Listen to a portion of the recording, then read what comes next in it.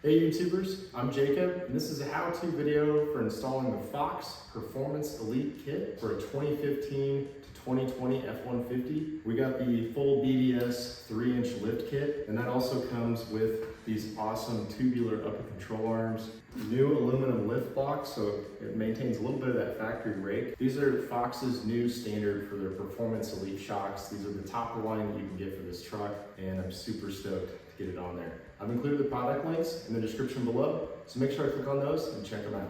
Please subscribe to the channel to follow along on my series of upgrading from 33-inch tires to 35s and everything involved in a proper off-road build. All right, let's get right into it. Here's a list of materials and tools you will need to complete this project. Measure the height of your truck for a before and after comparison. If you tow often, measure your hitch ball height prior to lifting so you know if any adjustments will need to be made. Then, disconnect the negative from your battery to prevent any trouble codes from popping up.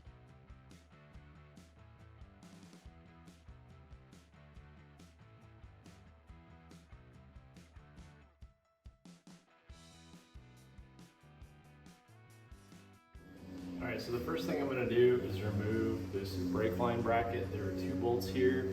One is an 8mm and the other is a 10mm. And that should be able to free up more stuff here so that we have more room to work with. After that, we will be using the 21mm to remove our entire brake caliper. There's two bolts on the back. And we'll want to have a hanger ready so we can go ahead and hang it so it's out of the way for this.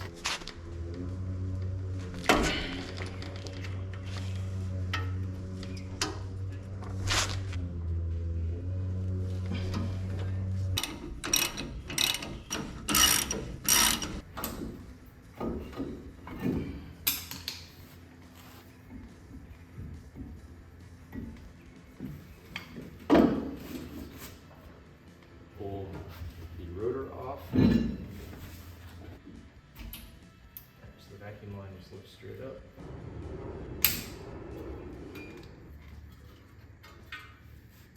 It's a dirty truck, that's for sure. Alright, so now we'll use an 18mm to loosen up our anti-sway bar here. And you'll need a deep socket for this.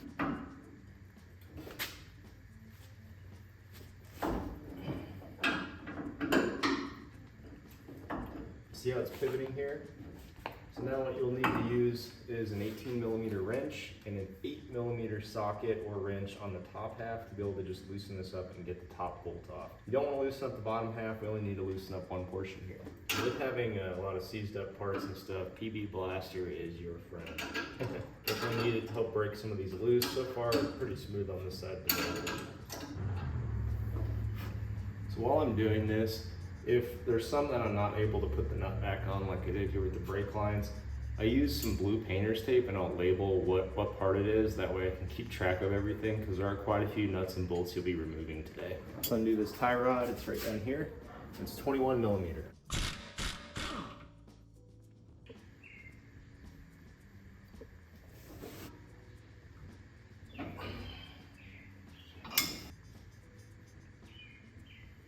Now we will remove this upper ball joint bolt here. And this is an 18mm.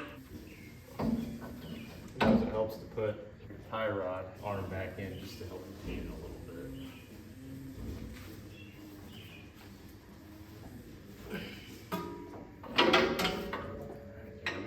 Got it pretty free.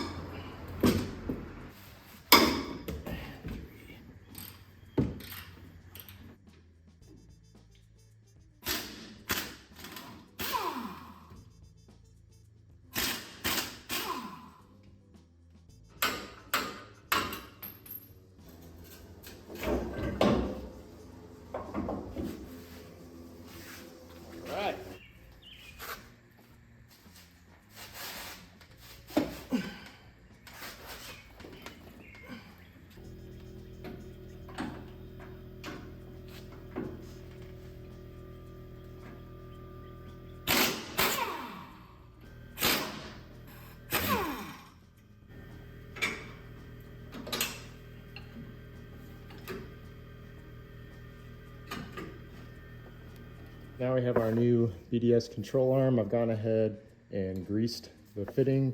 That way it's a little bit easier than doing it inside of here. You also want to use some of that grease and put it around the O-ring before snapping this on. Make sure the pry spot is facing out so you can get to this and grease it in the future while it's on the truck. Okay, so we will be using that existing hardware again. And you don't want to tighten this down to torque until we drop the truck down. So just get it tightened enough to where it still has some movement. You don't want to compress the bushings.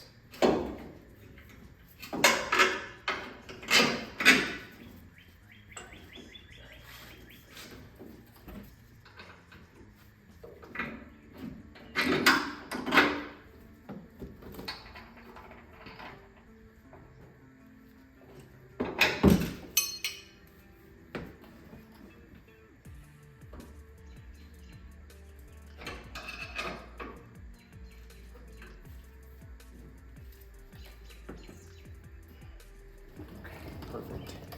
Just enough tension to keep it up.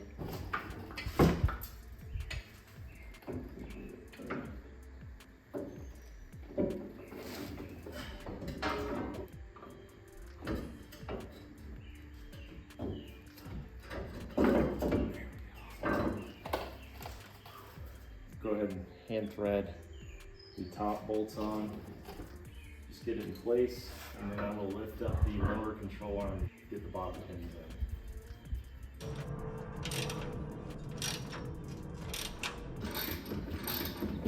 So now we're going to torque these to 24 foot-pounds on the top. And again, this is 11/16.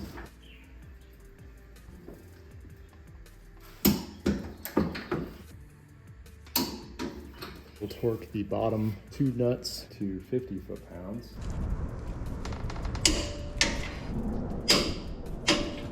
Don't forget to remove the front crash bar in order to allow clearance for 35-inch tires.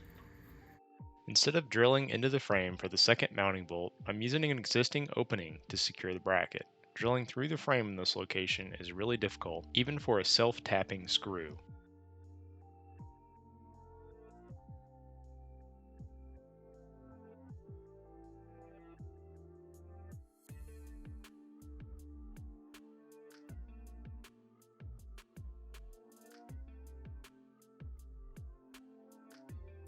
Okay, so next thing is to put the rings around this for the shock. And it's a 9/64 Allen key. Go ahead and loosen them up as much as you can. We'll slide them on the shock tube and then slide it over the mount. Recess.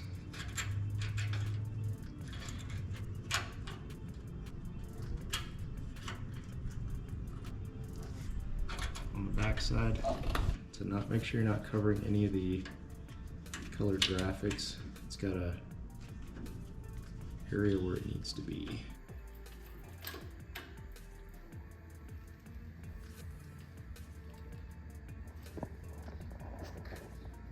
Now it's time to get our CV back in place and attach our upper control arm to the lower spindle. This is a difficult part. You really need to pay attention and make sure your splines align correctly on the CV when you get them in. It won't go all the way in if they're not aligned, so that's a good way to kind of tell if they are, but definitely something to pay attention to as you get this on.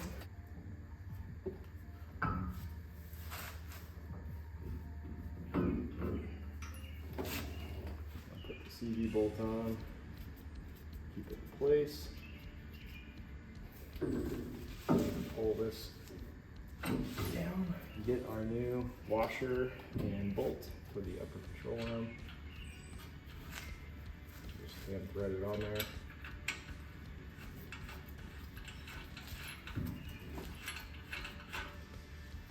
Alright, so we'll start with the upper control arm bolt. This is an 18mm. We're going to tighten it down to 50 foot-pounds.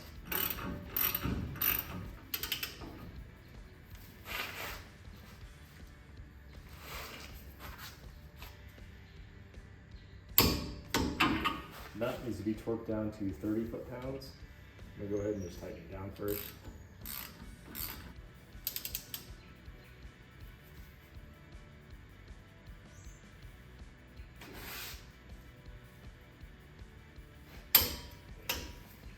Make sure you put the dust cap on.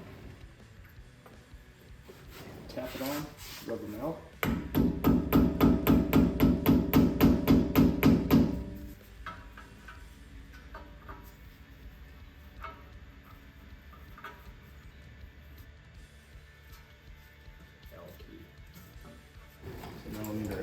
19 millimeters to reattach our brake and ABS lines. I'm just gonna only attach the ABS for now since the brake line's still hanging.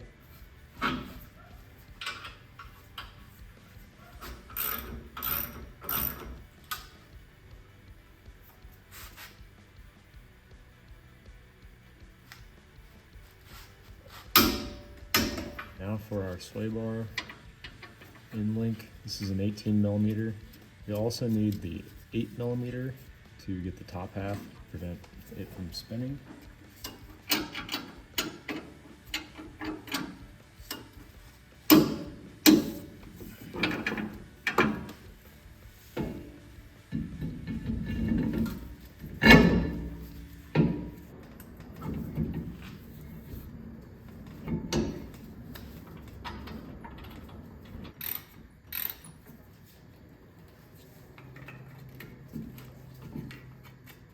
Now we'll reattach the brake lines and the vacuum hub on the back side for the actuator.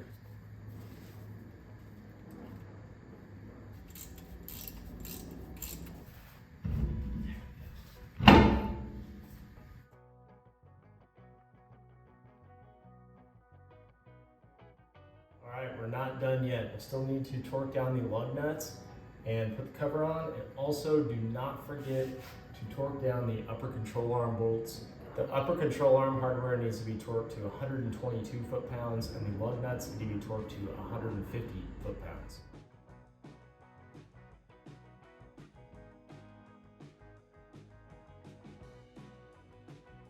Repeat the same process to replace the driver's side.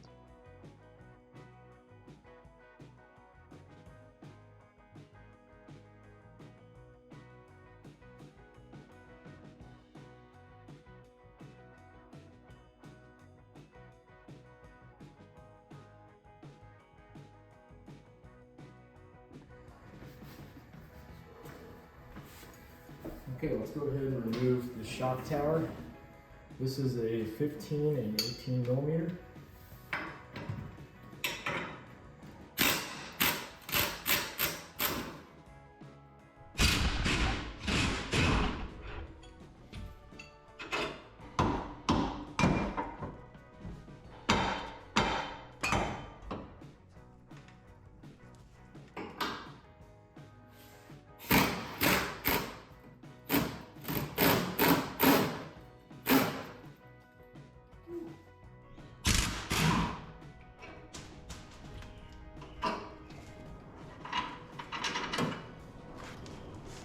Mallet, knock it out. Ooh, that one came right out. Maybe you have a hand on it.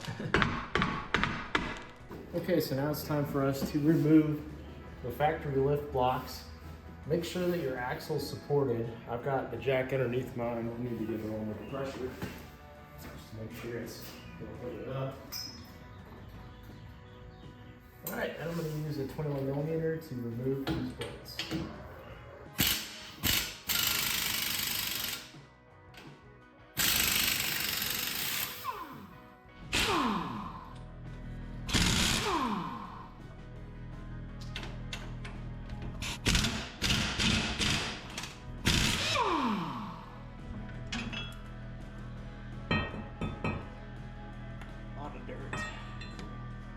A lot of miles off road. I'm gonna take out these brackets here.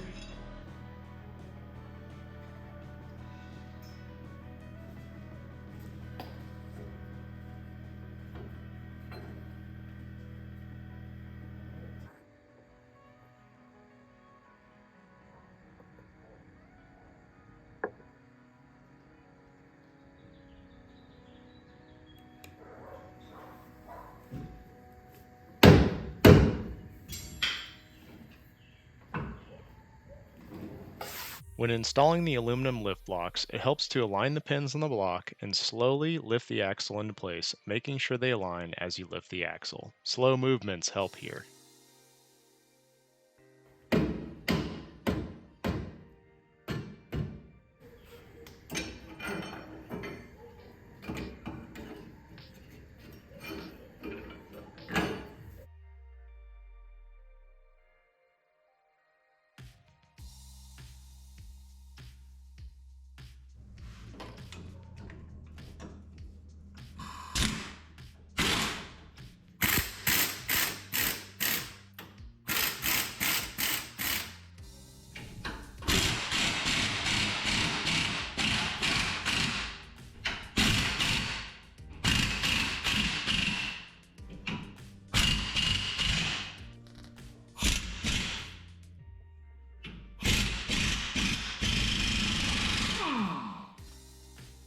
Repeat the same process on the other side. Run it down slightly so I can get the block out. Let it down just a little bit. Let's go, snap. Should be able to pull this out. There we go.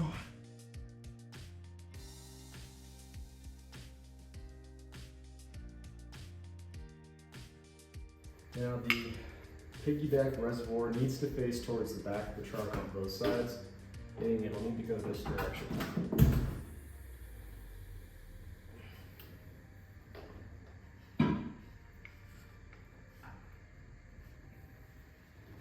Looks like we're going to need more space here to drop it down, so I'm going to make sure the axles drop all the way down.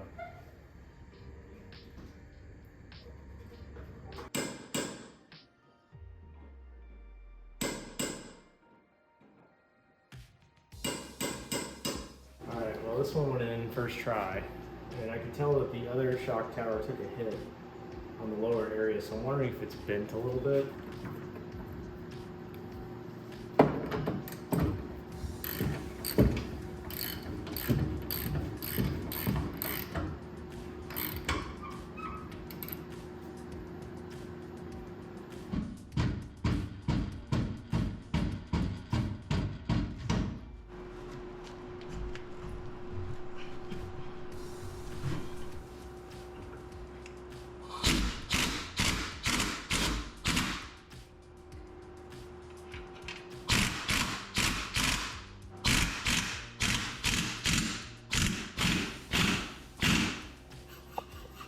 If you're having trouble fitting the shock in because the bushing is too wide, try filing it down for a better fit.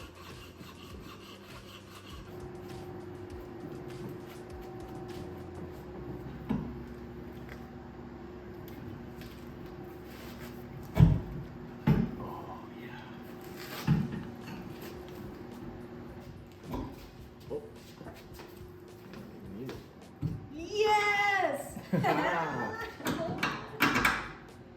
Whew. Sorry, it took me a while to come up with that solution. Great idea.